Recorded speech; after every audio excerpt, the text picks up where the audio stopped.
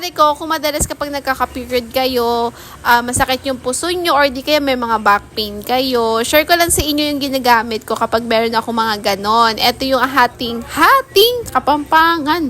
So, ito yung ating hot compress. So, nabili ko lang to for 100 plus. Pero not sure kasi nga sabi ko nga sa inyo, minsan pa iba-iba nga po ng presyo. Pero kung gusto nyo matignan, check the yellow basket nga. So, ito yung ating hot compress. Meron tong mga design and meron naman yung walang design. So, bali mga mari ko, i-charge nyo to or isasaksak nyo pala ito ng 5 to 8 minutes. And kapag ka, magkukusa naman siyang mag-off kapag ka okay na siya. Bali kapag na-receive nyo to mga mari ko, wala pa tong tubig. So, kayo na yung maglalagay. Meron na yung kasamang funnel and meron na rin siyang kasamang socket na ganyan. So, dito nga mga mari ko, dyan yung isasaksak itong socket na kasama na yan. Mga mari ko, perfect to lalo na kung madalas kayo may mga back pain. Yun nga kapag may period kayo, masakit yung puso nyo, lakas makatulong nito mari ko. Tapos affordable lang siya. So, pwede mo rin siyang dalhin, ganun. So, bali, ito mga mari ko, di mo na kailangan magpainit pa ng tubig. So, isasaksak mo na lang siya and iinit na siyang kusa. So, bali ako dito, sobrang sakit nung likod ko. Gawa ng sumali nga ako sa Christmas party. So, dahil trentahin na tayo mari ko, hindi na kinakaya ng likod ko.